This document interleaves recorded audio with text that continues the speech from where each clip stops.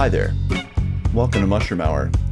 Today on Mushroom Hour, we're graced by the presence of Dr. Michael J. Hathaway, professor of anthropology at Simon Fraser University, associate member of the School for International Studies, and director of SFU's David Lamb Center for Asian Studies. He is a 2022 Guggenheim Fellow and the author of his newest work, What a Mushroom Lives For, and Environmental Winds. Dr. Hathaway is a cultural anthropologist with two central interests. He is deeply interested in China's place in the modern world, looking at how little-known dynamics there have created world-spanning effects in surprising realms such as feminism, environmentalism, and indigenous rights. His aim is to disrupt the typical assumptions that globalization emerges solely from the West. Secondly, Dr. Hathaway is doing what he can to foster a transformation in scientific understandings based on colonial assumptions of the natural world. For a quarter century, he has lived in, worked in, and traveled in China and increasingly in Japan, where he has explored the entangled and emerging worlds of transnational environmentalism and indigenous rights. More recently, Dr. Hathaway has been exploring hidden histories of indigenous-led activism across the Pacific Rim and how they have shaped the contemporary world. Today, I'm excited to dive into his newest book, a fantastic work called What a Mushroom Lives For. Dr. Hathaway, thank you so much for joining us on Mushroom Hour. Oh, I'm so delighted. Thanks so much for inviting me and that generous introduction, as you always do. Well, I will say right up front, everyone listening, you should go get this book. It will be a worthy addition to your fungal library. And as we'll get into, is kind of the accompaniment to Dr. Singh's work, The Mushroom at the End of the World. So just get that out there. If you're listening, just go to wherever you buy your books right now and go get the book. But before we get into that work, I am really curious about the arc that brought you here. You know, what got you interested in the East, exploring some of these dynamics that even reading that intro, I don't think about environmentalism in China, indigenous rights. And in the book, you reference all these vast ethnic groups. And I mean, this is a huge tapestry to draw from and learn about. So what got you interested in that? And then maybe what brought you into these further explorations of fungi? Oh, sure. I'd be happy to answer that. Yeah. So for China, I've been fascinated about that part of the world since I was young and I went to this crazy Quaker boarding school that was very international outside of Philadelphia. We had people from all over the world. And so we had lots of interesting discussions, and I was really interested in the creation of socialism. And so like what Mao Zedong had done from 1949 onwards. And I heard a lot of derogatory talk about, what Mao did and what socialism meant, but also some romanticization. So it always kind of been on the back of my mind. But then early on, I got really interested in indigenous issues. We had this connection with the Mohawk community up at the Canada-US border, and I started to meet some people and get into Akwesasne Notes, which was this kind of Red Power, indigenous rights-based newsletter that put together by the Mohawk, and it's very global in mind. That was just kind of all on hold in different ways. And then in at university, I had an opportunity to start diving deeper into China studies. And then I knew I wanted to go to grad school. And then I met somebody in California who had just come back from this incredible place of the world where I ended up falling in love with in Southwest China, like right on the border with Burma and Yunnan province and Laos. And he said they were up there in the mountains and they couldn't even tell the boundaries of what country they were in. And they were visiting all these plant healers. And it turned out that there's incredible cultural diversity in China that I had no idea about. I just, kind of grown up just only hearing about the Chinese. And then I got an opportunity to go there I connected first with this elderly botanist who was the one who led an expedition in the 1940s to discover the last living metasequoia trees. And the metasequoia tree, the dawn redwood, was one of the trees that I was like most connected to. Growing up, there was one that was planted on the campus where I'd grown up. And so I thought, like, this is an incredible thing to be connected to this family. And he kind of drew me in the mid-90s, and I got to work at this forestry university there. And it was right at the beginning of global environmentalism. And one of the big things that everybody was wondering there was, okay, we're working with all these groups, we call them ethnic minorities, but maybe they are indigenous people, but we don't know. And so my Chinese colleagues were really curious about this, and they were working with the Dutch groups, with American groups, with British groups, and I would just kind of tag along with them and go out to these rainforest places or up high in these mountains and meet these different communities. I just thought, okay, I totally know what I need to do basically for the rest of my life, which is dig deep into this realm, meet more of these people. I had strong friendships created to that, and then I entered the PhD program and went on. But it became a place to kind of draw on those passions of questions of environmentalism that I have from the past, as well as like a kind of philosophical but also very deep question of indigenous rights, as they may or may not emerge in China. But then, as you may guess, like, because we don't really hear about it, Beijing, in terms of the governance, refuses the idea that there are any indigenous people in China. So that's always been a very challenging topic to research, basically, where the question itself is somewhat banned, or at least not appreciated. But then there are many groups that may possibly be indigenous, and how these international groups would have to then deal with that was super fascinating to me. And what a bold statement to say there are no indigenous people here. Like, how do you think that there are people currently in this area? That is insane. And I'm also always impressed with people like you did, who find a place of the world that they fall in love with, and that became your area of study. It kind of, or from what it sounds like to me, it maybe anthropology is so broad, but it wasn't like you went in thinking, I am interested in this discipline and this is the place. I mean, it was kind of like I fell in love with this place and I started examining all these other interests. When so many of us are kind of pushed to and fro, like, oh, I have to work here, so I'm moving there. I'm always impressed by people who find the place, fall in love, and then just find ways to work and research in that place. And then what is the Matsutake World's Research Group? And how did you connect with this all-star team of scientists and anthropologists? Yeah, well, it's the brainchild of Anna Singh, who you mentioned as Dr. Singh earlier. And it's mostly a group of her former students, but some other like close colleagues of hers. And so she just broached the issue in the early 2000s, said, hey guys, do you want to all get together as a collective collaborative group? And these are really rare in anthropology. We're much more into the lone anthropologist model of individual heroics. And we all know that Anna Singh is brilliant, and I just got to meet all these other people that are amazingly insightful and multilinguistic, and with deep cultural knowledge in different places, whether it's Hong Kong or Japan or other places. And we just got together over a meal, and we kind of launched this project. And it first came around where we were trying to rethink globalization, and actually asked David Aurora, who I'm sure you know well, about what would be a mushroom, because Anna was starting to get into mushrooms at that point, that would be a particularly interesting one to rethink globalization. And David quickly said, oh, the matsutake has got to be it, especially if you want to be working in Asia.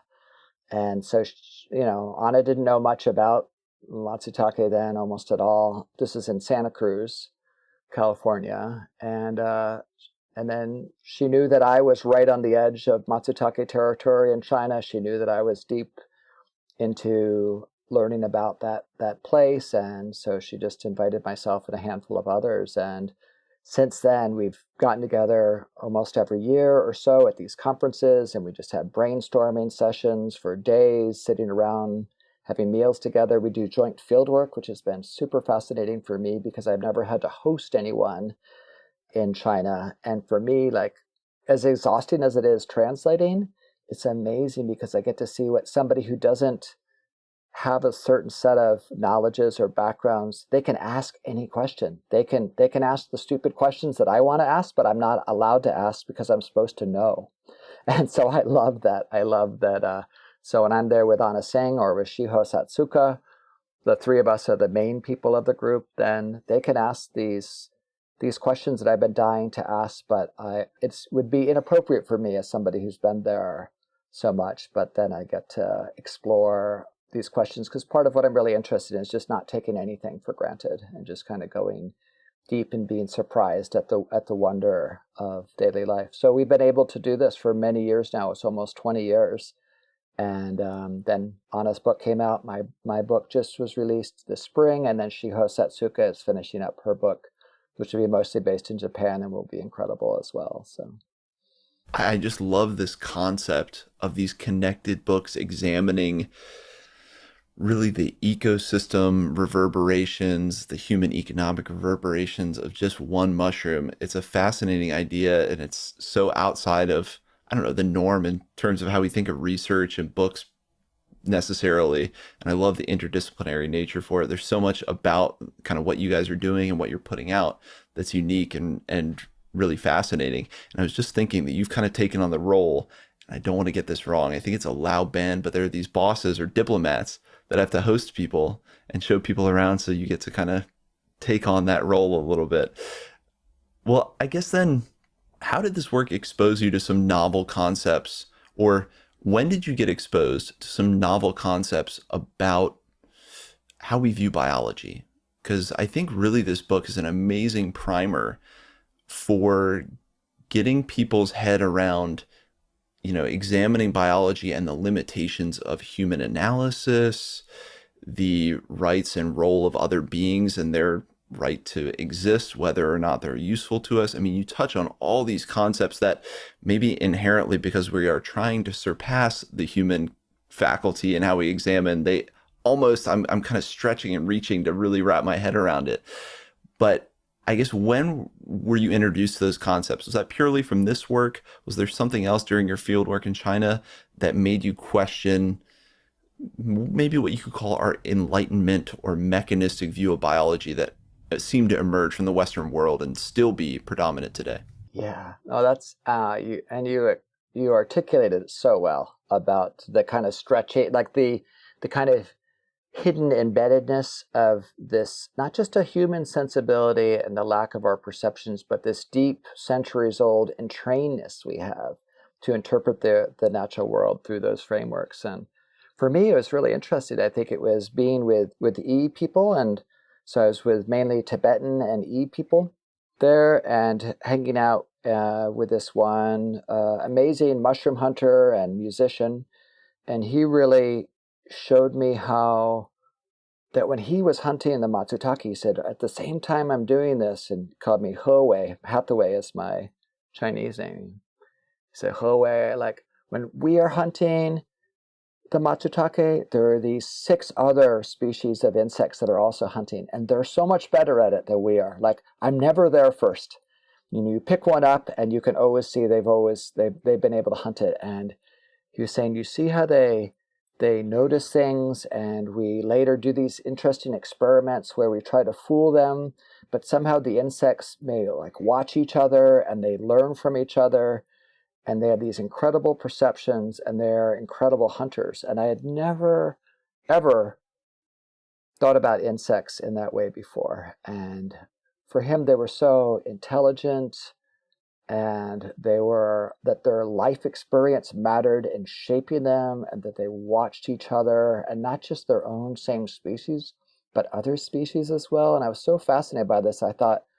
Came back to Canada, and I thought, what is the closest way to understand this form of perception of other insects? And I kept reading and reading and reading biology, and then I finally came across this one fascinating scientist from the early 1900s named Jacob van Uxkol. And then it seemed that his ideas were some of the closest to breaking out of what I then realized slowly was a very anthropocentric or even human exceptionalist way of understanding the world. And I can explain those terms later, because a lot of people kind of get some of those terms kind of conflated or mixed up. But it really started me on the path to rethinking differently all the biology that I had been trained in, and even the kind of lay person's idea of like, oh, they're just bugs, that helped me to really rethink the capacities of all beings. And so, and then trying to understand the capacities of mushrooms. That it was first kind of started from the sea mushroom hunter, and then it just traced out and out and out, as you read. Well, it's beautiful. Poignant insight could come from kind of that, if you will, humble origin. Someone just seeing the world through that lens, and you realize, whoa, I realize my own limitations. Yeah, I guess then kind of lay out some of that status quo. This is stuff I found fascinating. Again, embedded things that we've been taught, the lens that we view the world through that we don't necessarily question. So I kind of threw a lot of words there, mechanistic and enlightenment, but kind of what is the status quo view of biology, and what are some of the pillars that inform that you started realizing may have their limitations, be affecting how we view the natural world, and really what I was stunned at, maybe not, or maybe hindering our ability to fully understand biology and organismal interaction.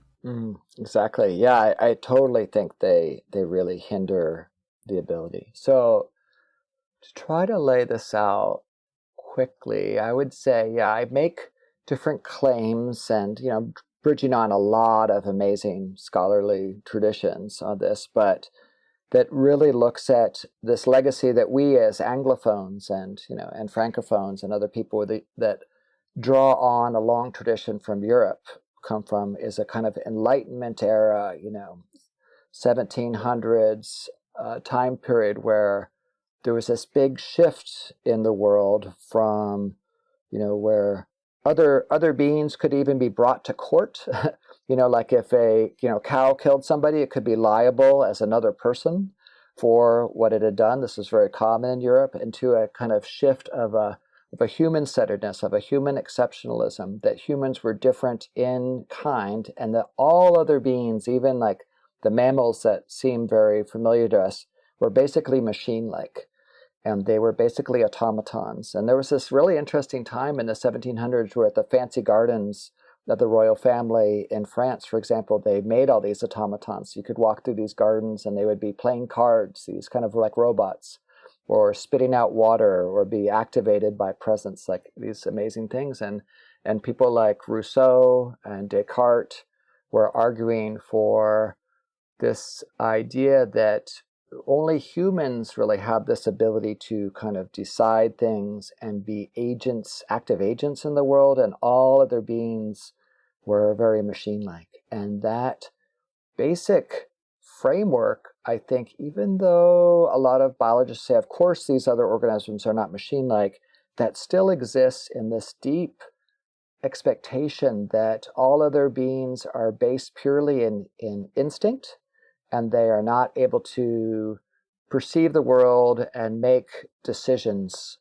about how they act. And so this is one of the base frameworks that's kind of inherent in biology. And then for us that are really deep lovers of the fungi, we know that the world has often been taught as a binaristic world, and that's still so deeply done today between plants and animals, and fungi are still often seen as plants. So that's another form of this legacy.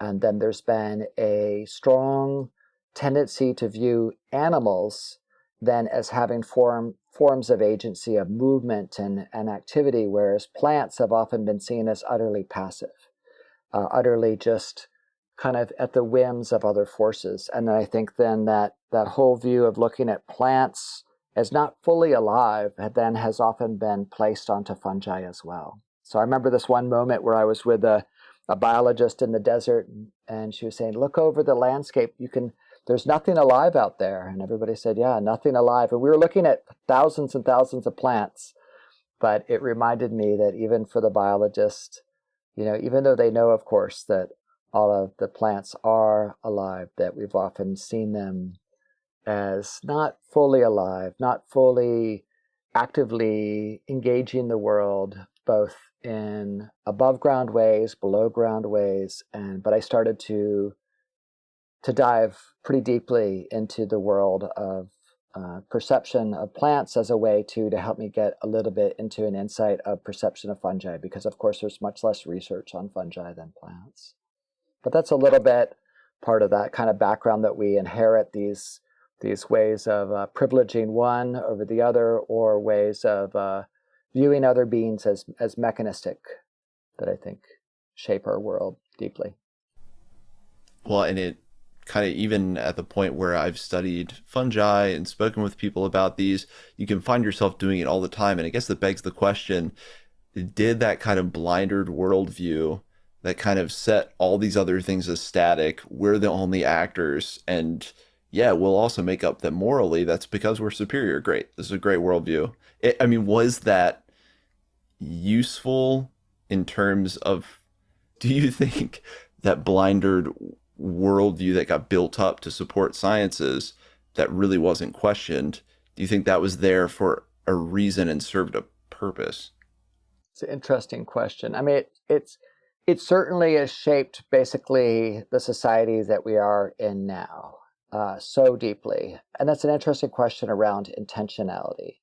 And so it's interesting to think of, like, both Darwin's time did a radical displacement of humans as utterly separate from all other beings. So, the church is really disturbed to see this idea that, oh, we are related to primates. We are kind of like other monkeys as well. And so that was a radical departure.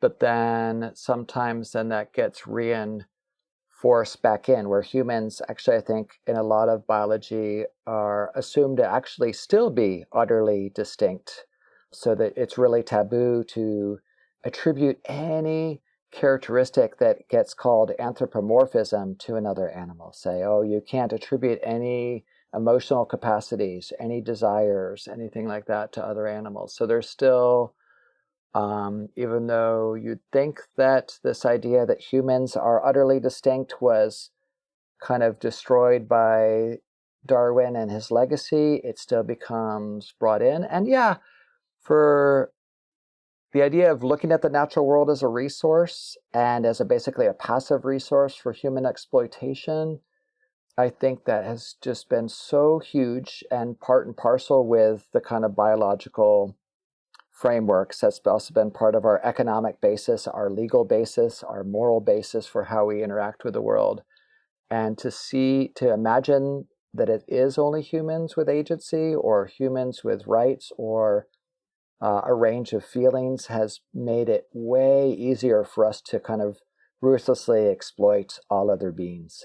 And to recognize the full, rich capacities of every being, if we did that in a way that I'm interested in, we'd have to radically rethink all of our economy down to its core, and how we interact with the other world and how we understand things. I think it'd be a major, major shift. But on the other hand, I encounter a number of people. I do a lot of work with Indigenous folks from around the world. And so there are lots of people throughout the world that do have a very, very different worldview than the one that you and I were steeped in. So I can also see that sometimes we imagine this kind of Enlightenment legacy worldview is totally hegemonic around the world, and it is in many ways in terms of global economies, but there are also many hundreds of thousands or millions of people who either have very, very different worldviews than this, or even many of us who are kind of raised in the belly of the beast, who have growing fractures of skepticism where it doesn't quite make sense to us, or we're really interested in learning about other ways of recognizing the capacities of other beings, or we gain radical respect and appreciation for how little we know about other beings or how they engage the world. And I mean, I see that happening all over. So I see it as a highly fractured world that's very diverse too. Well, and when I asked that question, I guess it's really trying to get at, was there a redeeming quality to this mechanistic worldview? And it's interesting you invoke this idea that there are other cultures operating not in that modality that are still here, they're still thriving. Because part of me, and maybe this part of me that wants to latch on to, no, Western European, they must have done something right. This idea, would we have discovered as much? Would we have the technologies we have? That was kind of, if I really think deeply into why I even asked that, it's like, did that serve the purpose to get us the advanced society we have today? But I even said, like, maybe this was the wrong direction, or maybe we would have found another way to these discoveries or had even deeper discoveries, or just mediated our relationships to the natural world in a way that's so different. I can't really imagine what a widespread society like that would look like. And it might be that there isn't some ubiquitous kind of monoculture widespread society without those principles. We might get a lot more diversity. So yeah, I mean, looking at that status quo and questioning, like, why was it there? What was it? It gets you to a lot of interesting places in the thoughtscape. Well, then kind of this emerging worldview that you're having, and you've really talked about it there and kind of explaining this. Well, what kind of world then have you started to better envision as you're broadening the scope from these Enlightenment mechanistic viewpoints? How are you seeing the world now? And maybe that flows beautifully into kind of what is world making, because that's a central theme in the work. Sure, I'm happy to get into that. Yeah, so in terms of this other kind of way to envision the world, and it came through the book, through that research, is just understanding all other beings as actively perceiving and interpreting the world. And once one does that and tries to pay attention to see how that works, or to see how they are perceiving or perceive how they are reacting, it is like a fundamentally different way to even like notice how an ant behaves in my house, or to see how the lichen grows upon the lichen and how it interacts with different forms of the tree, or the different shade. And so, yeah, the one way that I describe those capacities in the book is world making. And I make the argument that every being in very like species specific ways is through its actions, all these like things that we may think of as not having any real effect, but may cumulatively have really interesting different effects through its like what it eats, what it does, how it travels, how it engages with others, actually shapes the world into being. And so I remember first I was shifting from my first book. I was especially looking at the role of wild elephants in China. And one of the places I lived was along the Mekong River in this rainforest near the Laos border. And there were these herds of wild elephants that would come into the village. And sometimes they would like chase after people's dogs, and the dog would go run in a house, and the big bull elephant, come in, just destroy the house. It was made of bamboo. Or the elephants would go into the fields and eat like a whole year's worth of everyone's rice. And people would think, how can we buy more rice? Are we going to go starving because of one night of what one elephant did? So the effects there were dramatic. And people were trying to figure out what to do. And so that was a place where like the older ideas of agency that I were trained in, like, you look at one individual, you see what it does in the world. It was so obvious. But then I tried to shift to think, well, what does a mushroom do? What is its presence? How does its presence matter? One matsutake popping up in a forest by itself, does that really do anything? Like, how does that shape anything? And I couldn't really, when I was looking at it through an elephant's lens, I couldn't really think in comparison kind of how that one mushroom might have forms of agency or action or shaping in the world. And then slowly I began to shift out to thinking about as a whole kingdom. And then, wow, what do fungi as a kingdom do? Wow. If you think in terms of as a kingdom level, fungi are utterly, as you know, like pivotal to all world system, all planetary systems from ancient times to the present. But then I tried to also then understand other species and how do they, through their actions, through their symbiotic relations with other beings, with other trees and other plants, through their active form of eating that we may call rotting, through like destroying buildings or maybe eating trees, or through the proliferation of their spores that cumulatively may shape weather systems or rainfall patterns, through their abilities to engage with other insects and turn them into zombies in the ways that we know, that all these other actions are creating what might be thought of if you look at not just one world, but many worlds, maybe shaping that world into being through its actions. And that every kind of individual does this, shaped by its own perceptual capacities that are very species specific. So I started to even to try to wonder, but I could not often find the research on this because very few scientists have done it off this mode, but like how even sometimes mushrooms that may look very close to us, that may be very similar looking species, often may inhabit the world through the underground and above ground world in significantly different ways. And that just opened up a whole nother set of questions and ways of looking at the world as a way to think about their active engagement. And so that's why I'm using the term world makers. And it's such a powerful concept. And you also brought up in the book active niche theory. And there's a great part where you talked about moving and eating, how those are kind of these central ideas. And actually, you explained how fungi do move and eat, and even talking about, yeah, they don't just absorb, just this kind of passive absorption. Like, no, they're dissolving and eating. And it really brought them to life. And I was struck by, you talked about earlier, anthropomorphizing.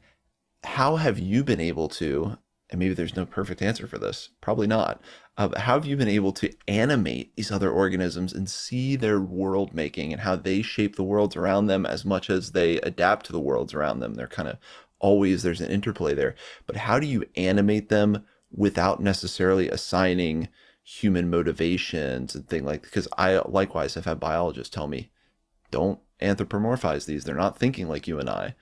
How have you been able to strike that balance, or have you been able to strike that balance? Yeah, no, that's a great question and great series of questions. And it's always challenging, although I will say just off the bat, a lot of what people say is anthropomorphizing is actually animalmorphizing. And when they say Mm. anthropomorphizing, they're assuming that it is a human only capacity. And very few things are human only capacities, right? So people really misuse that term, even hardcore biologists. And so I'm really interested too in, forms of reproduction or eating there are a lot of capacities that are widespread, and humans do it like many of our animal kin, that scientists are worried about using those terms. They almost become taboo, and then in doing that, then that limits the capacity. So I really want specificity when it is specific to something that seems only human and when it's not. And let me just back up a second and just explain to the audience, like that you mentioned that active niche theory thing that I just loved. And I found that there is a rich body of work on that because it really helped me find some of my allies among the biologists. So there are many, many biologists who have very interesting ways of seeing the world. And, I just am endlessly fascinated by their work and, lots of respect for all forms of biology as a scientific discipline. But active niche hypothesis really pushes this idea that unlike the typical idea that the environment is the selective force and the environment has pre-existing niches that then different species, say like at the seashore, the sea anemone is in one niche and the starfish is in another niche and the sea urchin is in another niche, and based on the conditions of the waves and the current and the rocks, that they all just kind of exist in these niches. But that's a very passive way of understanding how animals inhabit space. And it's the idea that the environment is there and it is itself relatively passive. An active niche hypothesis says that actually that there's a dynamism going on and that these different animals move into a landscape and through their own actions, they reshape that landscape that make it qualitatively different than before.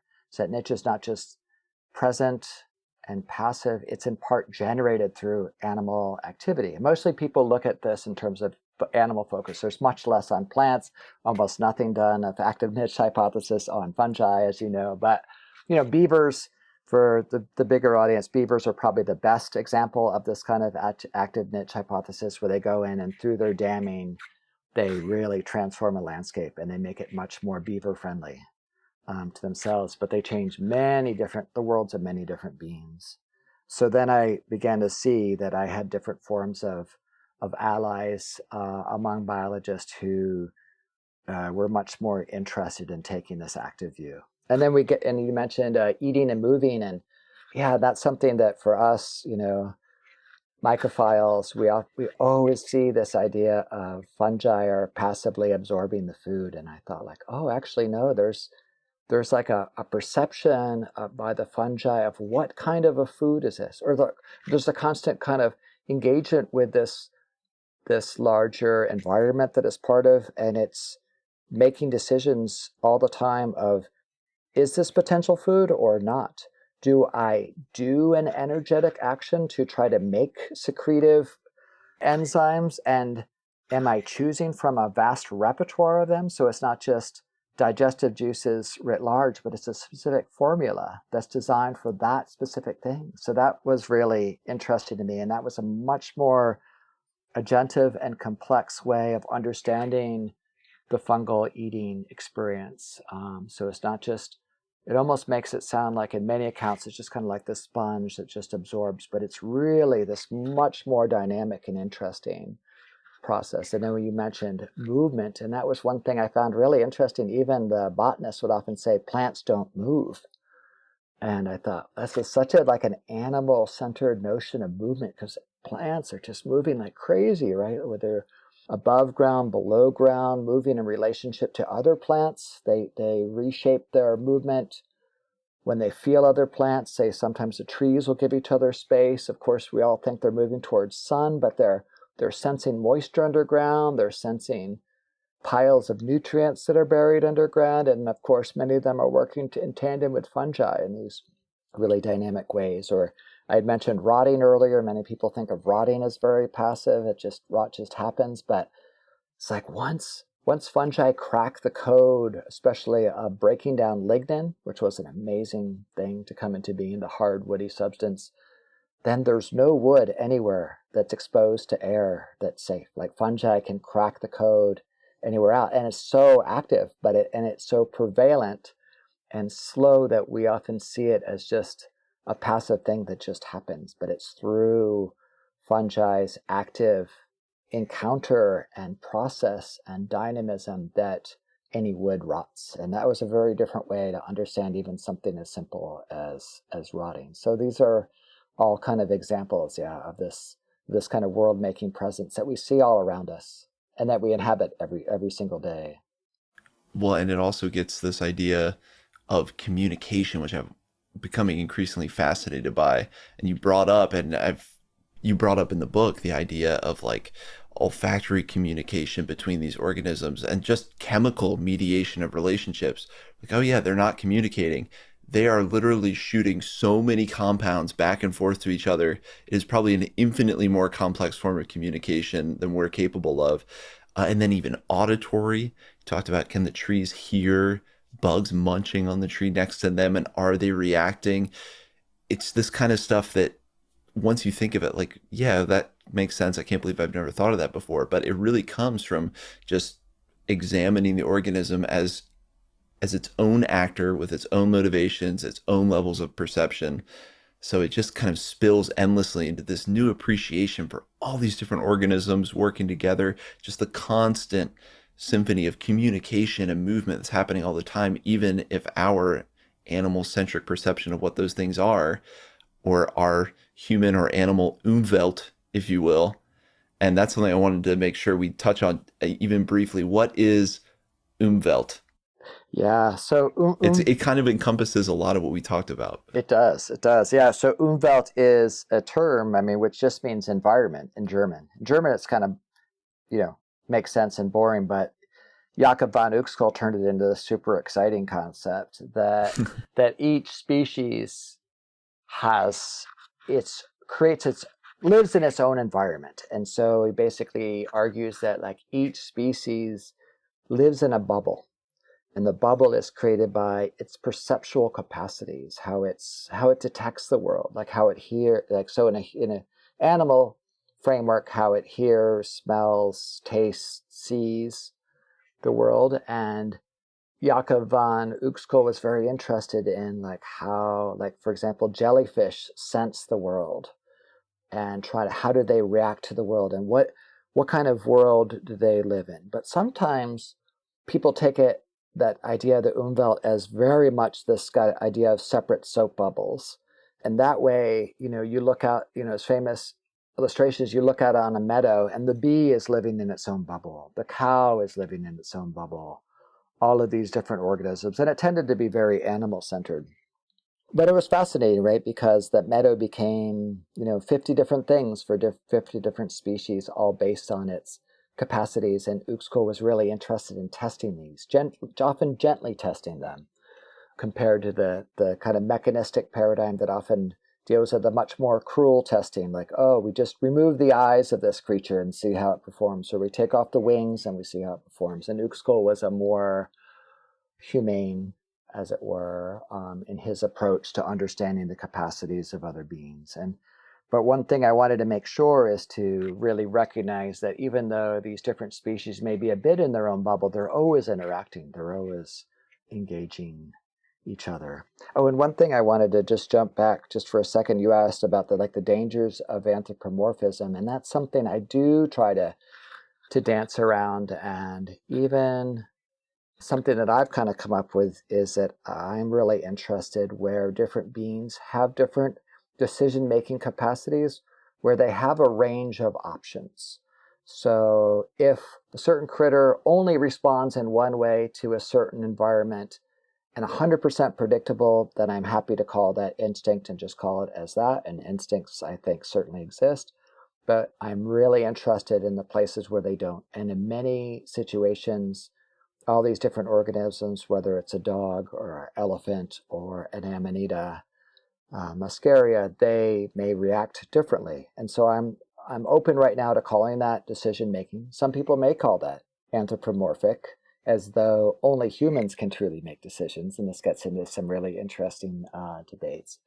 But I'm willing to do that. But where I'm not willing to do is to impart certain emotions that I don't fully want to have confidence that Amanita muscaria can feel jealous, for example, or feel a sense of, envy or guilt or other things. And I do sometimes see that in some of my colleagues who talk about trees or other beings do tend to impart certain contemporary middle-class human sensibilities on these other beings. And I try to be careful not to do that. And sometimes that's done in order to increase their readership and help people make this bridge, this gap between, because we've been trained to think of ourselves as humans and utterly distinct from all other beings. So I understand that as possibly a ladder concept, like a place that brings you from A to B, and then maybe you move past the ladder and you can get rid of that, like a way to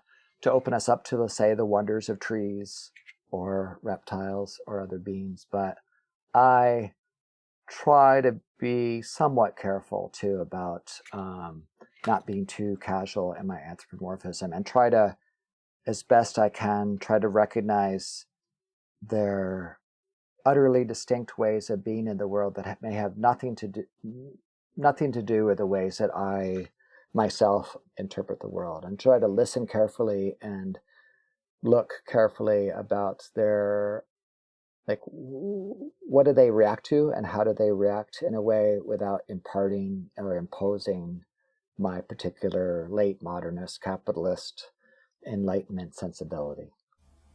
Which trees and fungi don't necessarily share. Well, I love that you've married it with that concept of human exceptionalism, because it's been interesting learning more about fungal networks. And a little shout out to the organization Spun and the scientist there in Europe, Toby Kears, who I believe is in the Netherlands, and how she's looked at biological market dynamics. So things where we think, oh, only humans have markets and trade things and hold things back to get a better value. And then these fungal networks, they're doing that in mycorrhizal networks. So I love that you've kind of balanced, don't over anthropomorphize with saying, well, maybe you're attributing things to uniquely human experience that are really ubiquitous across biological life.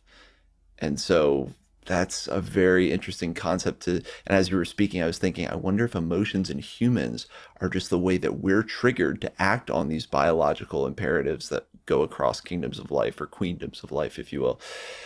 So really mind-bending concepts, and I do now want a Jakob von Uexküll set of books. I'm like obsessed. I need these like original German texts because I loved the things he had written, and I loved you told the story how there's kind of his English translations that were more vanilla and didn't translate, and then the German translations were like, oh my god, this is it. This is the worldview, or at least like someone examining it.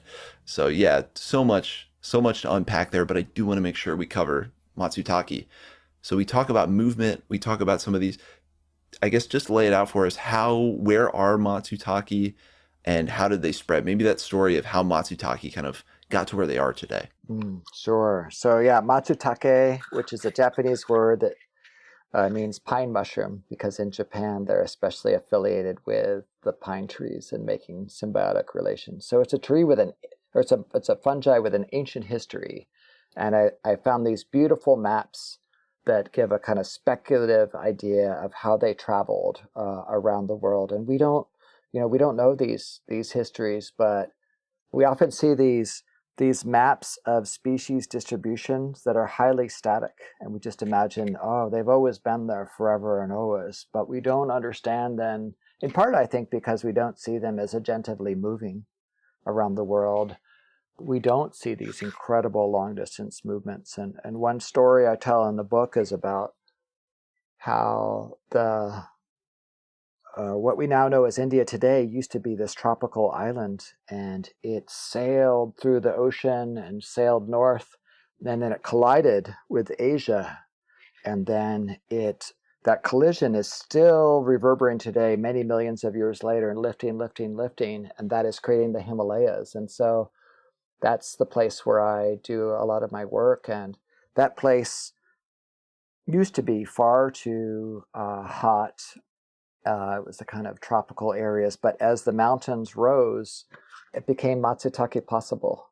And we don't know how matsutake moved into this area, but probably first by spores. And as you know, some of the spores can travel on these, atmospheric currents. We don't know exactly how they spread. Each species probably has a different form of viability, different desiccation, vulnerability to UV rays, etc. But what's amazing is matsutake lives all over the world in different pockets, and how these pockets arose and how they created new pockets, we don't fully know. But I started to make these maps in China to look at their distribution and just to imagine once they gain ground in a new place. And what was so fascinating to me was to think, oh, they're actually learning how to make new relations with new trees. That we often tend to think of these relations, these symbiotic relations with like a certain species of fungi and a certain species of tree as being the always and forever. This is just like the natural connections that are, but to understand then that in an evolutionary dynamic way is really interesting to me, that these spores came out. There was probably enough kind of kinship that they recognized in this Himalayan area that they were able to make these forms of communication and then establish these deep mycorrhizal relations with trees. And then from there, they can have a base and slowly spread. So matsutake is one of these interesting mushrooms that it's different than morels, where morels are all over the world. So many people love morels, but matsutake is one of these special forms of mushroom that in Japan and Korea, they are just crazy for them. And very few places in the world do people go crazy for them. So like in Europe, you probably heard that they were, often rejected as the mushroom that makes you feel nauseous. And in North America, there was very little interest in matsutake historically, and eaten somewhat throughout Mexico, but not very much. But basically in Japan, starting in the 1980s, all of a sudden their own matsutake domestically started to really diminish more and more, and people were getting very upset about this because it's certainly the most emblematic mushroom of their kind of the national identity in Japan. It's something that's so celebrated. Like there's beautiful poetry that's centuries old. that goes back. And as the mushrooms, the matsutake specifically, started to vanish, it became a kind of national tragedy. And then this unleashed this amazing group of entrepreneurs and scientists who traveled around the world to try to find it. So could they find other places around the world where it grew and bring it back? And to this day, it's part of a multi-billion-dollar economy. It's really important where I am in British Columbia. And it's also really important in a handful of places in Scandinavia, in Turkey and Morocco. There are some places in Korea. It's huge. But Southwest China, where I've spent a lot of my time, slowly became the most important source for matsutake from around the world. So what's amazing to me is you have hundreds of thousands of people who devote their entire lives to matsutake during its season. So every single day going to the forest, finding it, often walking in each other's footsteps. Sometimes they're, abandoning their yak herds to go do this. It becomes just the whole towns, these towns just smell so strongly of matsutake. And everybody, that's like all they're doing all the time. And it brings in unprecedented wealth. And they're very, very quickly flown to Japan. So it's this incredible global market that has reshaped economies in a drastic way wherever it's kind of touched down, wherever the Japanese have kind of connected it into this global form. It's an amazing mushroom, and it smells kind of spicy and cinnamony, and it's very, very fleshy and strong. And it often takes, some people say, like time and knowledge to really appreciate its incredible depth. I have to say, like the first time I ate it, I was with a bunch of Italian American mushroom hunters outside of Santa Cruz, and we seared up big slabs of it with butter. We're like, not so good. But then in Japan, like eating it in, some of the Japanese forms, and everybody's around you and they're expecting it to be sublime, and it is sublime, and you are transported. So it's an interesting mushroom.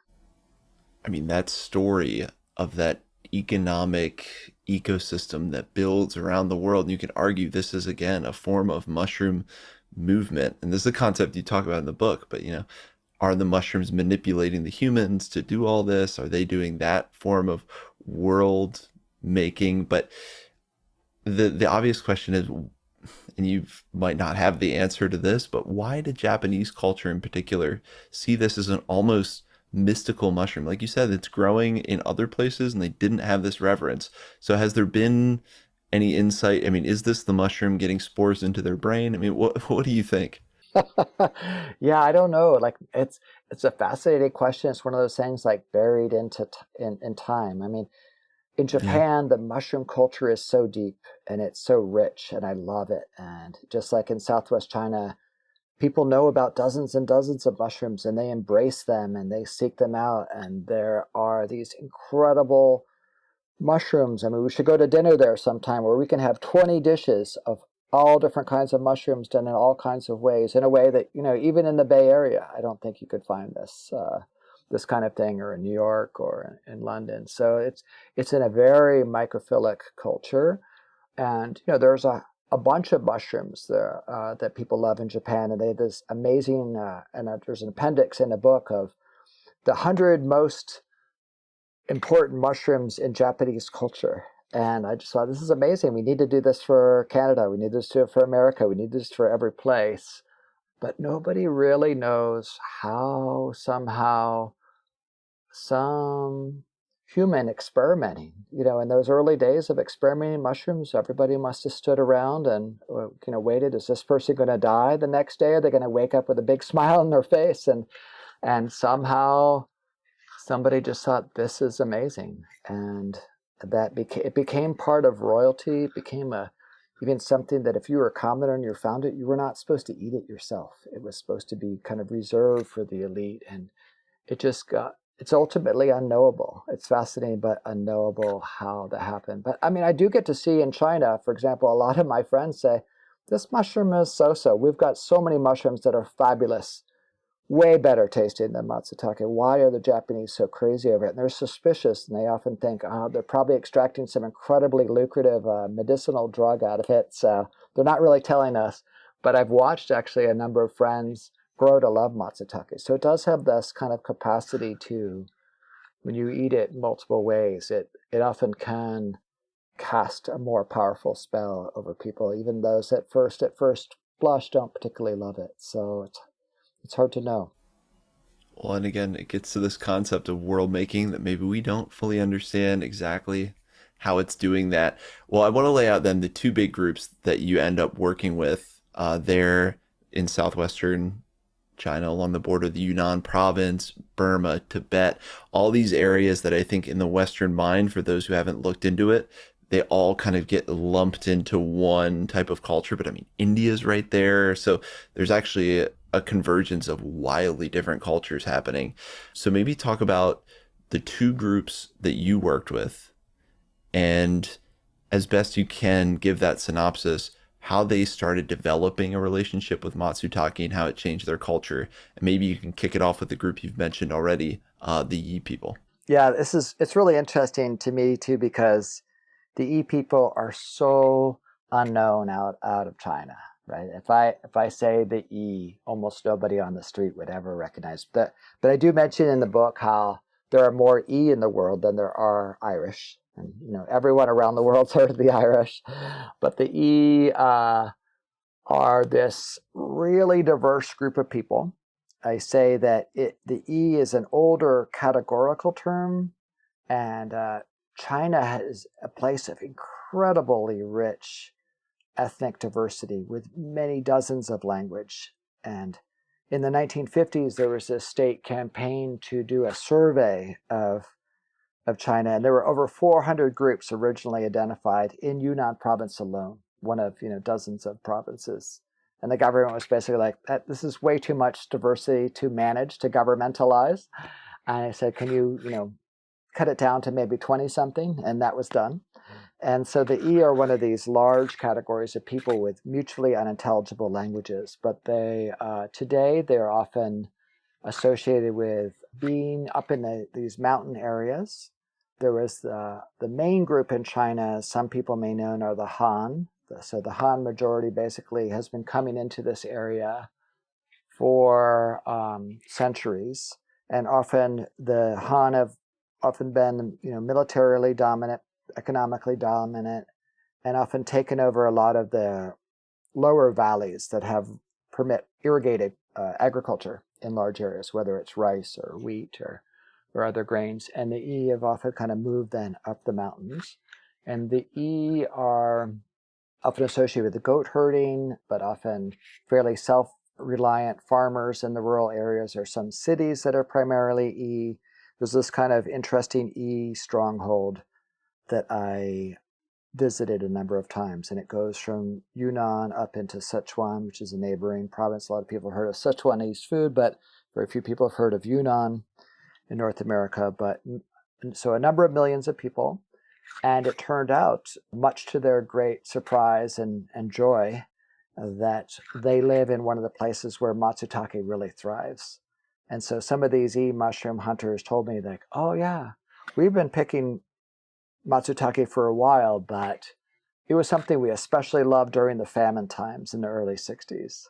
And then that's when we learned about a lot more plants and fungi that we could eat. And we still just kept picking fungi, but we would, pierce them together on a stick and sell them basically for 10 cents each. And you'd add them to the stew pot. But, if you had tofu, that was better than matsutake, because matsutake had a little bit unpleasant flavor, but at least it added bulk for us to survive on." And so it was a pretty much neglected mushroom for a while. And then in the 80s, this group of Japanese scientists came in there, and they found that the E had matsutake, and they said, "We'll pay you really significant amounts of money for this, especially if we can work out a way to get them fresh to Japan." And that was this incredible process, because even when I was there into the 1990s and then early 2000, a lot of these places had cobblestone roads or even dirt roads. And with the dirt roads, of course, the mushroom season is the rainy season. And during the rainy season, the trucks can't go, the cars can't go, everything sinks down. So they had to kind of transform their whole infrastructure network. And basically based on just the matsutake harvest in a lot of places. So people talk about, oh yeah, this is the road that the matsutake built.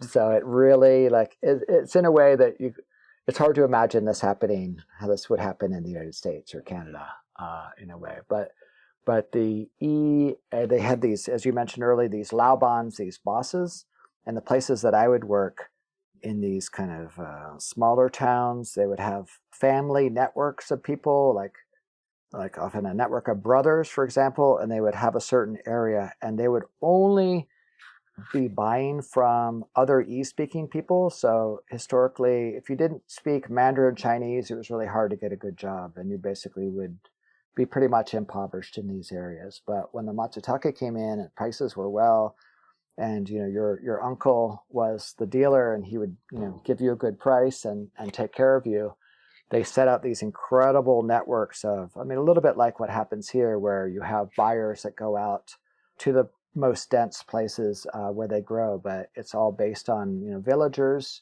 who are in these rural villages who are waking up at dawn or before dawn, going out and picking, and by early noon, all of the mushrooms are coming from the high mountains to the lower mountains to the bigger towns, and then all the way to the being rushed down by truck to the capital markets. And the capital market and the capital of Kunming is just, you go in these warehouses and there are millions upon millions upon millions of mushrooms. It is mind-blowing. You'll see a dozen species and just cart after cart and cart. And so matsutake is just one of them, but it's basically the biggest driver of the what's called the agricultural economy, even though of course we know that they're not really agriculturally. That's like another way in which they're often seen as plants. But it's this amazing network, and it has meant that you can still be a monolingual e-speaker and thrive, and you can gain incredible wealth. And people are building these cultural centers. They're building e-restaurants that didn't exist before. We could go down and eat a whole range of e-cuisine.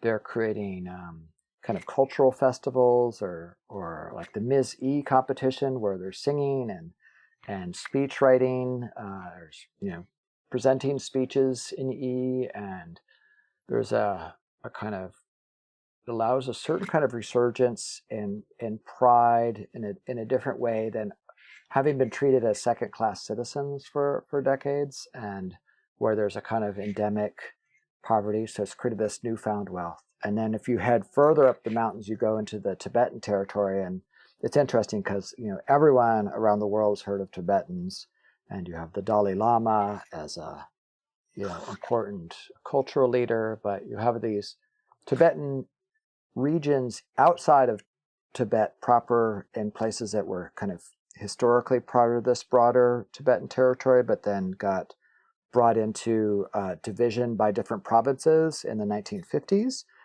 And that they are also at this edge. They're a really interesting edge of both like the matsutake economy for the people that live in forests and the people that live higher up in the grasslands. Of course, you have the caterpillar fungus that you've had different people that have talked about before. So this amazing fungal economy.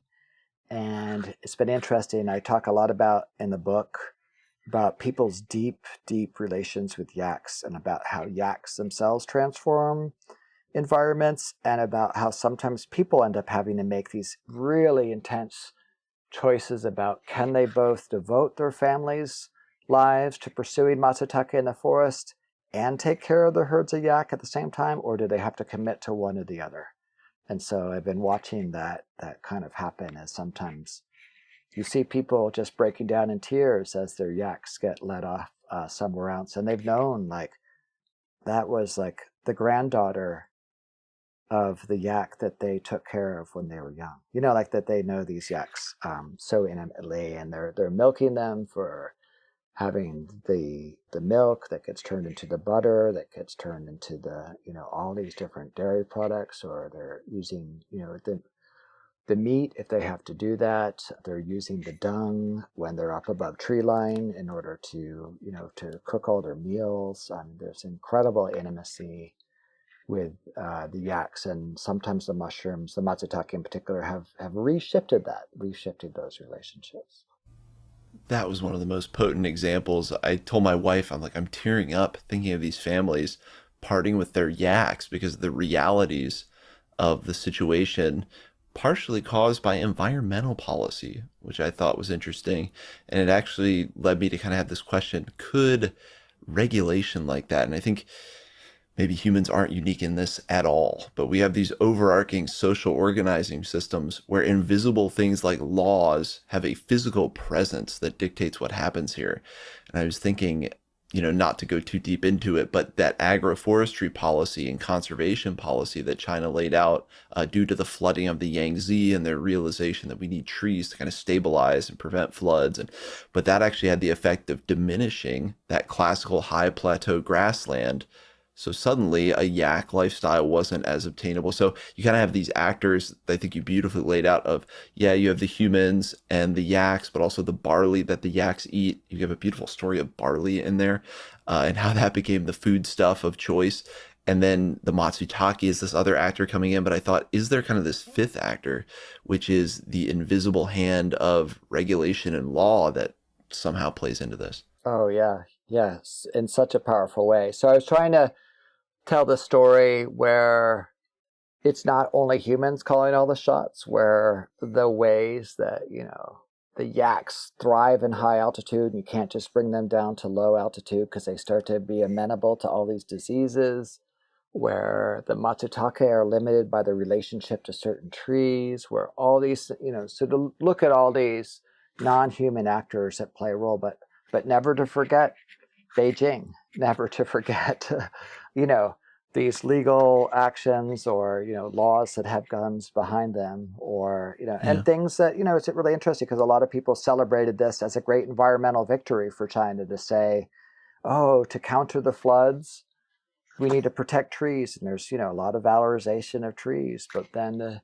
my Tibetan, friends and colleagues saying, actually, this policy to protect the land to not let major cities get flooded downstream actually makes our whole grazing economy a much more difficult one. And the places are becoming much harder for yaks to live at. But on the other hand, it becomes a place that maybe the Matsutake will benefit under it as maybe forests grow back into grasslands that people have pushed back. So it's this very interesting dynamic to see a lot of unintended effects of policies, but then how other species are being shaped by that, but also to remember that other species have shaped those policies themselves. Again, to not just think that it's only humans calling all the shots, and just to kind of keep that in mind, it helps me to reinterpret these histories in different ways where it's not only humans that are in control. And so there's this deep fantasy of human control that I think we're increasingly realizing we have much less ability to manage this control over the natural world. We're seeing it more and more, and that was part of the fantasy of progress and the fantasy of this human exceptionalism that is now starting to crack and crumble in so many interesting ways. Well, and like the E mushroom hunter, it feels like sometimes these people who are kind of at the confluence of these different entanglements, as you called them, are more in line with that perspective, seemingly. They're having the insights, they're seeing the world a little bit more through that lens. And there's just so many things we can unpack here, like the spontaneous organization of these economic networks that facilitate the transport of the Matsutake. I guess how impressive is that? Because when you read the book, you hear about people bringing these things back, the lengths they go to wrap these Matsutake delicate, to not have them damaged in these backpacks. Sometimes standing in trucks, you need human buffers. So when they bump in the trucks, maybe it'll cushion the Matsutake to getting that. I mean, how incredible an undertaking is that when you got to see that supply chain of getting these fresh Matsutake to Japan?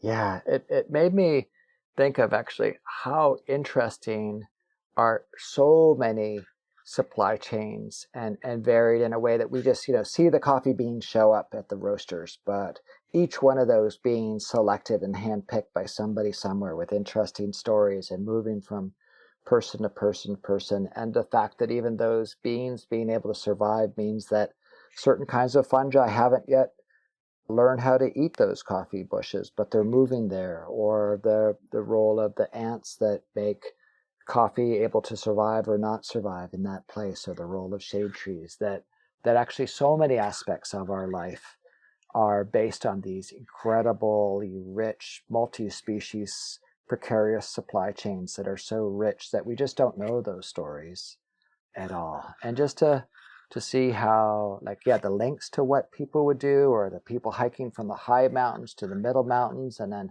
finally get to the time where you see somebody is able to get on a bike and bike with these huge, 60-pound giant bamboo baskets of matsutake careening down the mountains, and then they have a friend who has a motorcycle, and then another person who has a jeep and taking them out. But then also, again, in that, like, trying to remember the matsutake are still breathing.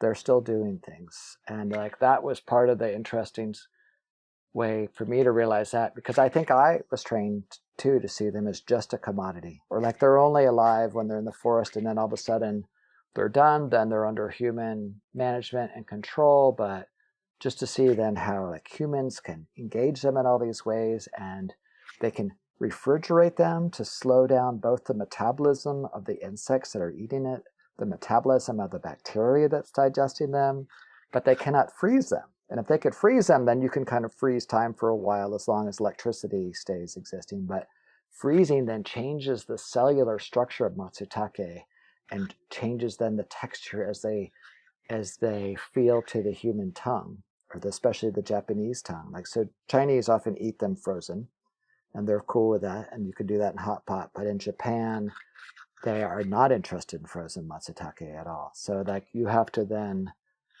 negotiate all these forms, like these sensibilities, different species, different dynamics, from the high mountains of the Tibetan plateau all the way to Kyoto, to the markets there. And we traveled along. We've kind of traveled alongside the matsutake all the way from the high mountains to the markets. And it's just, there are parts that we miss too, and a lot of it's highly secretive. This is like big bucks, right? It's almost all cash.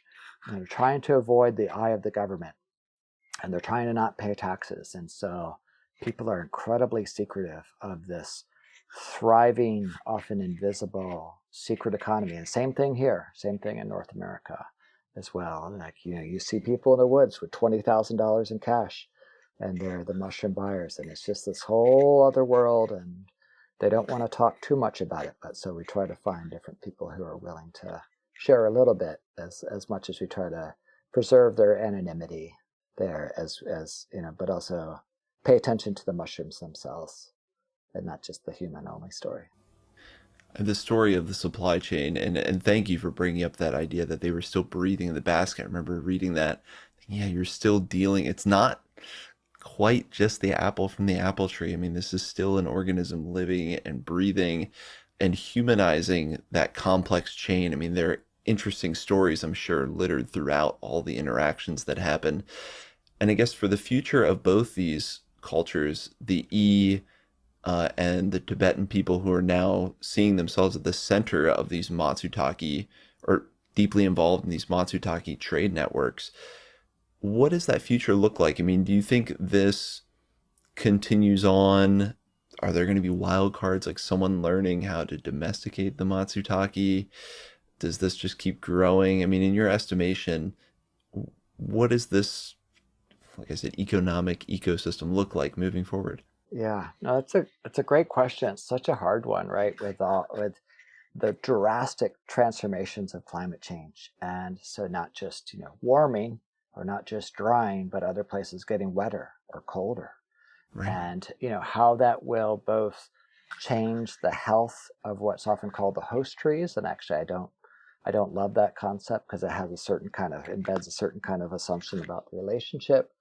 But and then the capacities of the matsutake itself. And in general, if we see things continue to warm, all these new species of all kinds of fungal, of animal, of plant are going to be moving up into the matsutake realms, as they are kind of like in this little collar around some of these Himalayan mountains. And so we're going to find new insects that haven't been there before, that may learn to love Matsutake.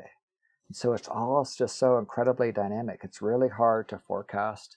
A lot of the people there have been through intense boom and bust economies. So they don't make big assumptions about the way the future will always be. But there's often this sense, and they're animated by this sense that I talked about in my first book about these kind of winds, the winds of change that move through. And there's often a sense of like, okay, there's an opportunity now. Let's do what we can do now. We have no idea what the future will bring, but we all do our best to make a radical pivot in our old way of life and to take advantage of these new possibilities. I mean, that inspires me today. It definitely orients how I live my life in a very different way compared to spending time in China. But there's a sense that, yeah, it may pass and they're unsure of what it will be. But for now, they're able to sometimes, use this money to build these amazing houses, to resuscitate a culture in an unprecedented way. Some people are saying, let's really provide a great education for our children if we can, or do other things that when Matsutake may disappear in the future, we don't know. But let's try to appreciate it deeply and do what we can. And I think its range will spread. Yeah, if it's domesticated, that could totally change things up. I still think even when things get domesticated, whatever is wild is still often valorized. So there used to be this old way of thinking, oh, we can protect a certain species from extinction just by domesticating it, but it never always worked that way. Or even try to domesticate the mycelium of caterpillar fungus didn't necessarily decrease the demand for the caterpillar and fungus hybrid, its wild state. So it's funny, in Japan, they're working so hard to try to domesticate it, but at the same time, some of those brilliant people that are doing this say, but if I succeed, it'll be such a tragedy. They recognize that. But people often love that Matsutake has resisted cultivation for decades. And I find that when people smile at that, when I talk about that, that shows that the people I'm talking to are suspicious of the story of human supremacy, and that they somehow love the idea that other beings are far too complex for our abilities to understand, manage, or to try to entice to build these relations between the Matsutake spores and mycelium and these host trees. So, they're doing many experiments in China around domestication, and they're doing all these new ways as well, some of which I don't even talk about in the book. So it may happen. It may provide a totally different form of economy. As we see with like shiitake, like that moves. If you think of that as a long time ago, that was a wild only thing, and then we learned how to kind of we learned from the Matsutake to do experiments and to watch how it behaved and how it loved to proliferate with certain kinds of logs and certain kinds of conditions. So it maybe eventually become a kind of shiitake-like dynamic, but shiitake is fine for eating dead things, and Matsutake doesn't. It wants to be engaged in living things, and these living things are far more complex. But then again, we see like with morels are recently semi-cultivated in certain contexts, in certain ways. So who knows what the future will bring, but it's something that people like just up in this area so deeply appreciate and so shapes their lives. But they also know that they're totally beholden to the Japanese economy now, in a way. So they become very vulnerable to like the rise and fall of the Japanese economy. And as that rises and falls, then the prices of Matsutake rise and fall. So they know they become precarious in a different way, as much as it provides far more wealth than anything else they could have imagined. And that's such an interesting context, is thinking of that economic interplay that's going on. And I think throughout the book, whether you're talking about the the Tibetans, the Japanese, the classically dominant Han Chinese, these are these cultures we almost see as a monolith. And you've been able to give us that little bit of intro along with all the other amazing insights about, human centrism and anthropocentrism, you're also deepening our appreciation for some of these ethnicities that, again, maybe it's just where we are in the Western world, our own umwelt and how we conceive of these other cultures. You're also breaking apart the interactions of like, they're not necessarily always antagonistic or protagonistic. And within these groups, there's huge amounts of diversity. So I loved that part of the book as well. And this is for someone who isn't as seasoned in these relations. It also gives plenty of depth in that regard, which I really appreciated. So the third book, then, it sounds like, from your amazing all-star team, the Matsutake World Research Group, that third book is going to be looking at these interactions in Japan, kind of the heart of this supply chain we've been talking about. Yeah. So it's kind of in Anna's book, a kind of more global view, and she kind of did a lot of work in Oregon, traveled with me in China, went to Finland and all these places. And I feel like her book is especially oriented in kind of rethinking what we've assumed about how capitalism works. And then I kind of think of my book as one of my major things I'm interested in is rethinking how we imagine the science of biology looks. And then actually with Shiho's book, I'll be talking with her next month about how that's going to look like. But she's spent incredible amounts of time in Japan and with from how especially Japanese scientists who are often philosophers have tried to reckon with Japanese epistemologies, like ways of understanding the world, and Western scientific frameworks, and kind of understand both in equal complexity and depth and try to create some of their own ways of both doing experiments, but also drawing on multiple traditions to come up with new ways, new terrain, new ways of understanding these complexities. So I'll be talking with her soon about how Shiho Satsuka's book will be, what will be its central element. But I know that there's going to be incredible stuff about the role of both Japanese farmers and scientists, and she studied deeply like these citizens activist groups that are going up to the mountains to try to refoster the what we call the Matsutake potentiality, like these places that used to be Matsutake mountains and then basically stopped, and how to re-energize and reinvigorate Matsutake growth. So there are these kind of wide-scale citizen campaigns that are going on, all based on loving Matsutake and trying to help it come back to the mountains that it used to be at, which is kind of amazing to me to see that and to see the joy of these people in their long-term experiments of engaging with the forest in really different ways. Absolutely fascinating. And I wondered if someone was trying to do that, because you told a little bit of that history of basically pollution drifting over the ocean from China. The thought is that that affected these forests that they grew in. I thought, I wonder if they would try to remediate and bring that back. Of course they would. So I'm excited to hear all those stories and teasing apart epistemologies. You do plenty of that in the book as well. English as a scientific epistemology, how that limits things. So we've left plenty of ground for people to be covered and have their minds blown about that we haven't already talked about on the show. So definitely go out and get the book. One thing I did want to ask, though, it's kind of one of these broad questions I like to ask at the end, but the framework you've embraced when it comes to biology, I guess, how do you see that shaping our future? You know, when we think about how this jars against the predominant notions of the Western world, how do you hope this infuses our culture and starts to transform it? I gave kind of the tongue-in-cheek example before the meeting, how I'm on this planning commission. I'm like, yeah, you want to build this, but there's fungi and soil we need to think of. What about the rights of other like that falls on deaf ears in the current arenas that we have of social organization. So how do you think this starts to infuse, or how do you hope it does in a positive way?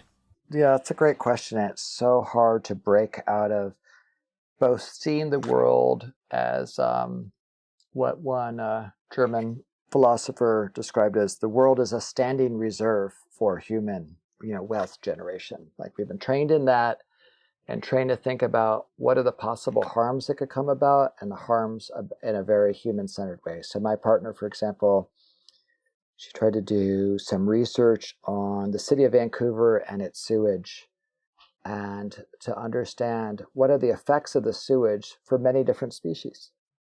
And there was absolutely nothing that was like looking ecologically at that, like at the wealth of different fish or invertebrate species or seaweeds, or how they deal with maybe different heavy metals that come out and so forth, or pharmaceuticals. All the work was purely around like E. coli and humans. And so I think like part of it is like doing our design, like what you're doing with your city planning, is thinking about who are our neighbors, who are non-human neighbors, and how do they engage with the surroundings that we are creating, whether in urban areas or rural areas.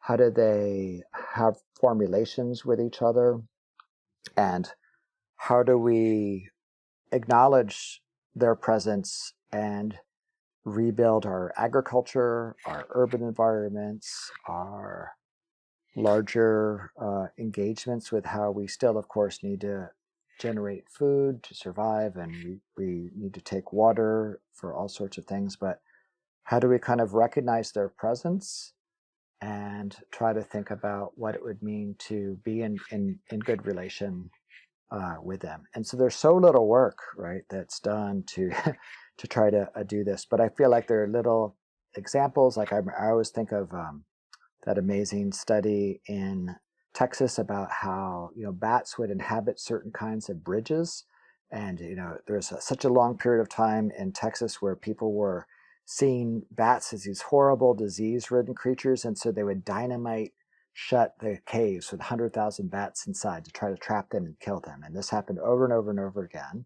And then later, somebody recognized actually some of these bridges provide excellent bat habitat. So the bridges become kind of like human-made cave-like systems. And then they figured out there are five species of bats, each that love different kinds of bridge designs. And then how do we then, every bridge we build, we bridge in a way that's built for bats, as a way to kind of, to think about kind of the human legacy of destroying their habitat, and how can we build our spaces in a way that foster their living. So if we pay attention to that, whether it's in forms of, diseases we create and spread, whether it's like with salmon aquaculture in BC, and that's like a major issue here, or whether it's in terms of like how much water are we using for our own purposes, and how does that change the streams and rivers around us that we are diminishing from, and the beings there. So I there are so many questions of it, but I see more and more people being skeptical of a kind of human-centered and a human supremacist worldview. And like I saw my daughter in high school so they had this incredible discussion impromptu after school about the deep problems of human exceptionalism. And I thought that was not going on for me when I was in high school. Like this is amazing just to hear this happening. So I feel like what I said earlier about these kind of growing cracks, this kind of like, as you say, you might use the term progress, but you're putting it in scare quotes. Back in the Right. 50s, there were no scare quotes. So we're trying, it's a lot of kind of rethinking of human arrogance, but I hope that's tied together with a deep appreciation for other beings that are actively, living their own lives and trying to understand how do we enable a diversity of that to flourish. And it really gets to this idea that a lot of these concepts that challenge huge entrenched frameworks of how we approach the world, it's sitting with them and thinking about them. And design may eventually, I mean, it's certainly from initial perspective seems to make everything harder. Like, yeah, how do I design municipal or whatever structures, anything to help other organisms besides just me or besides just humans? But it kind of also gives a call for a creative challenge to embrace what I see as, if humans are looking for a purpose, maybe this kind of conscious design to, we have abilities to destroy environments, but like your example just laid out beautifully there in text, we also have abilities to build environments that build up other beings. So maybe as this suffuses across minds and high schools, and we'll start getting more creative ideas and it'll suffuse the culture. Maybe I just describe how every idea changes things. But I think that I as well see that. And it's exciting to hear that there are examples and kind of new narratives that we can follow in exploring these paths. So I think it should give a lot of faith for everyone that we can do just that. We can start making decisions with more than human organisms involved. And that's an exciting future, I think, to look forward to. Well, where do people get the book? Because it's obviously inspiring, deep, rolling thoughts reverberating through my very being. I mean, where do people get the book? And where maybe can people find your work? Yeah, well, people could get the book at their local bookstore. They can order it or wherever they buy books. It's pretty easily available. And then I have my own website that is michaeljhathaway.net, and it shows a bit about this book, What a Mushroom Lives For, and some of my previous books and other articles. I make them all freely available online. Has a bunch of photos from doing field work in the Tibetan Plateau. And I mean, one thing I'm trying to work on is kind of like the next step of finding more of these people, these biologists that are interested in this kind of lively, what I call a lively approach, or this kind of world making idea. I have a friend, Willoughby, a Revelo, who's like working on a new mushroom ID book, and he was trying to say, whoa, what if I took a world making approach to that? So it wasn't just the inches high and the color and whatever, but really kind of got into thinking, giving some examples of how each species actively builds worlds, how it engages with other beings, how it perceives and lives the world. And that's super exciting. So I've been like trying to collaborate with different artists. I have a new master's student named Morgane Lee.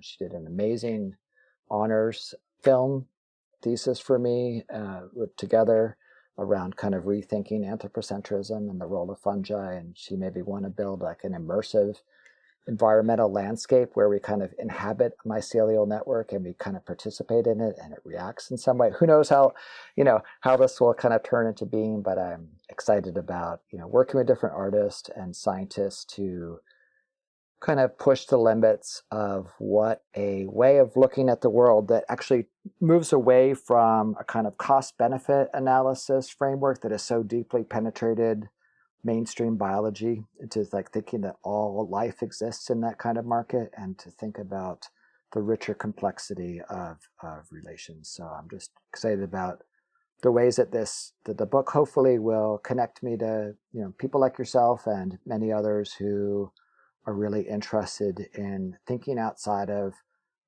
the very limited framework that we've often been trained in of the kind of human supremacist view, and who are interested in learning deeply from how other organisms live their lives with us and without us, just on their own terms.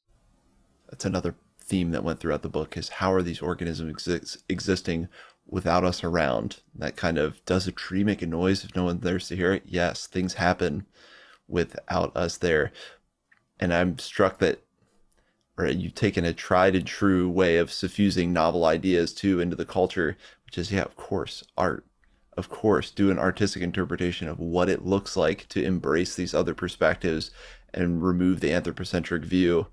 So, a great starting point. I'm excited to see how that work progresses.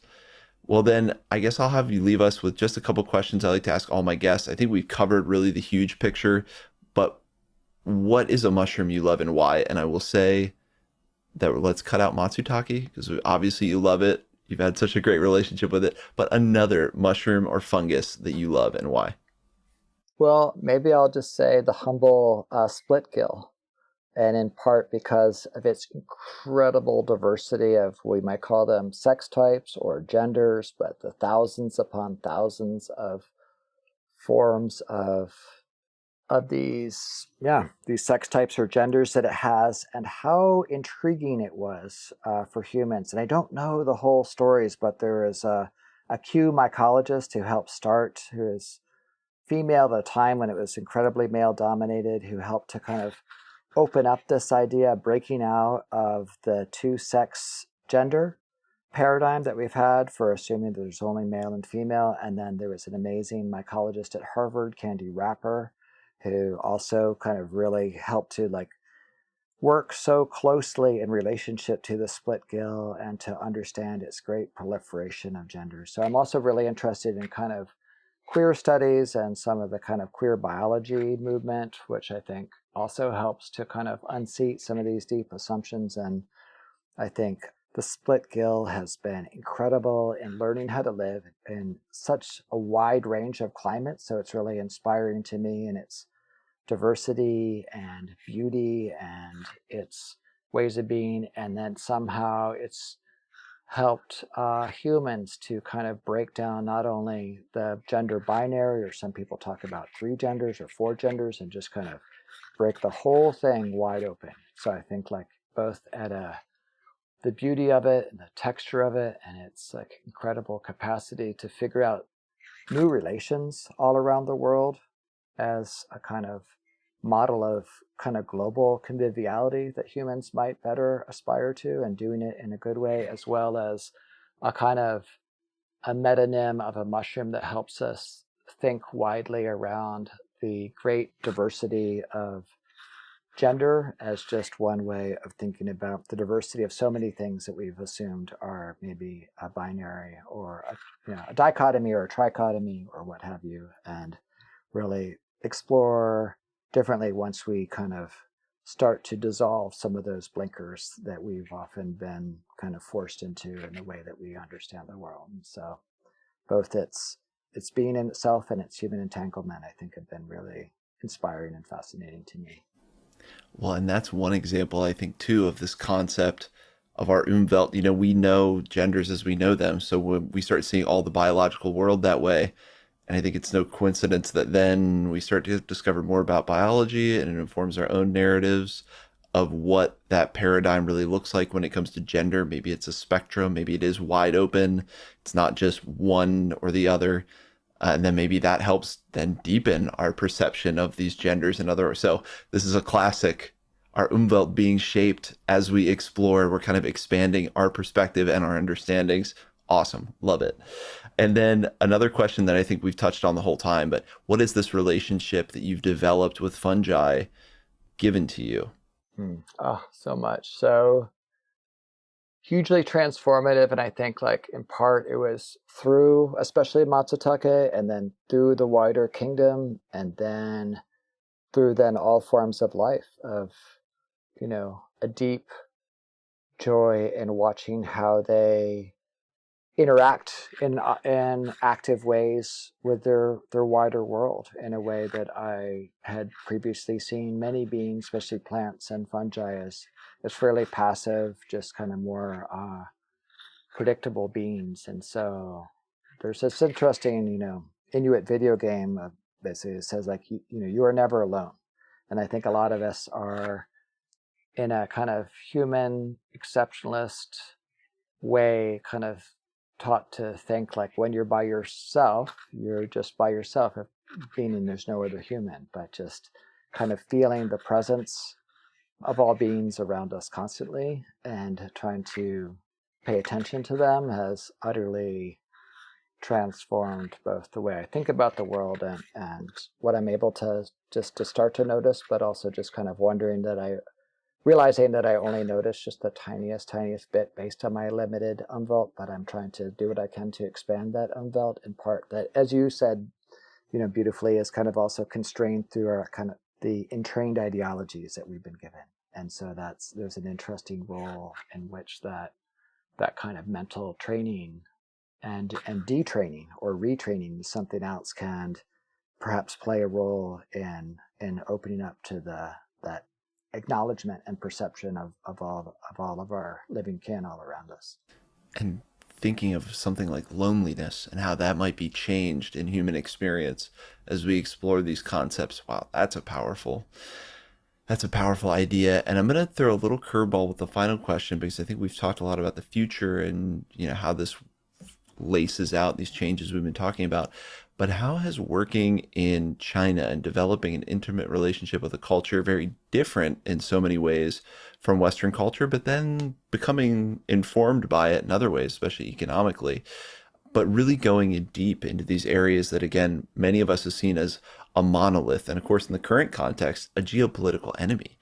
But you've gone deeper and seen beyond just the edifice of government and maybe even the predominant Han culture that many of us associate directly with China, to all these different ethnicities. I mean, how is immersing yourself in that culture and seeing it as deeply as you have, how has that changed you as someone who comes with this programming from the West, like you said?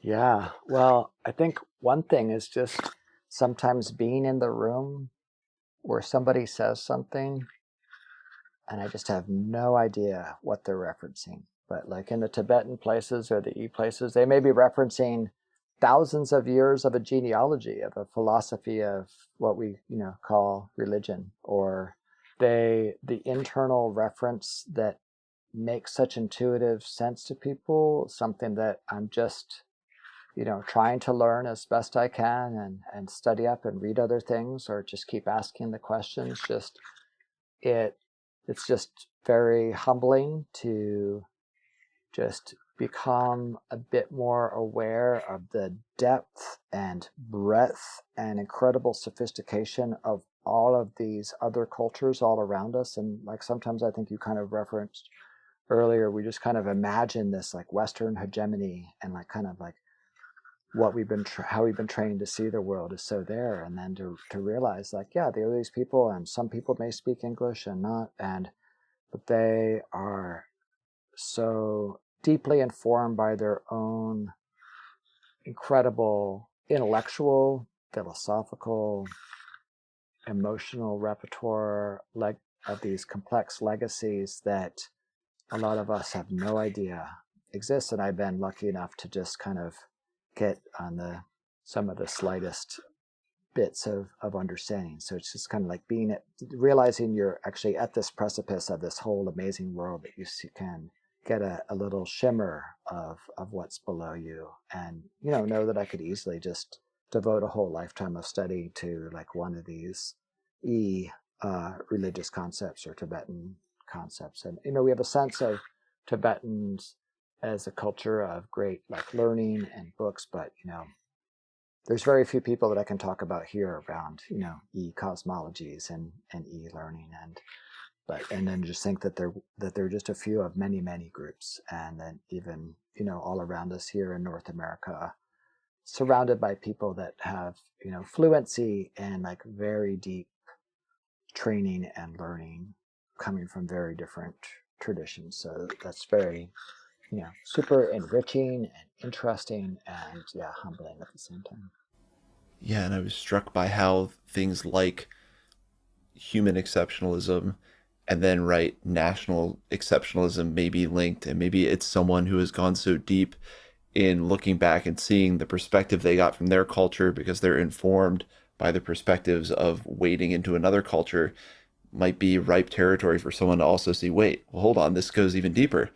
This is maybe humans aren't the only thing. Let me go into this world of the fungal and the other organismal to broaden that perspective. And, maybe that's the heart of it. Maybe that's how we get over some of this tribalism, is to see from the perspective of even other organisms. So there's so much rich material there. Michael, thank you so much for coming on the show and exploring a lot of these ideas that I'm still wrapping my head around, but giving us beautiful insights, synopses of the stories. But we've covered a tiny bit. So for everyone listening, highly encourage you to go get this book, add it to the library. But yeah, Michael, thank you so much for joining us on the Mushroom Hour. Oh, what a pleasure. So great to talk to you, and amazing to finally see you after listening to your voice so many hours, and just love how you're just constantly rethinking yourself and learning so much about the world. So thanks so much.